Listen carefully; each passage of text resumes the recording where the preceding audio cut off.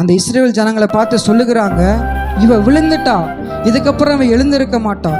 கர்த்தருடைய பிள்ளைகள் விழுந்துட்டாங்க, இதுக்கப்புறம் எழுந்திருக்க மாட்டாங்க.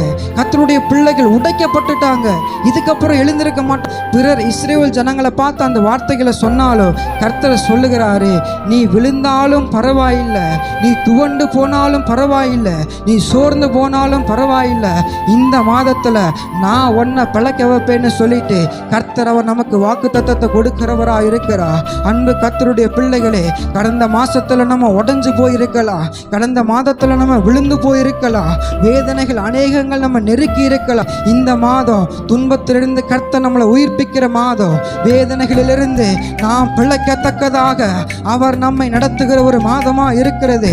விக்கிரக ஆராதனை இருந்தது, கர்த்தருக்கு விரோதமா செயல்பட்டாங்க, அவர்கள் விழுந்து போனாங்க.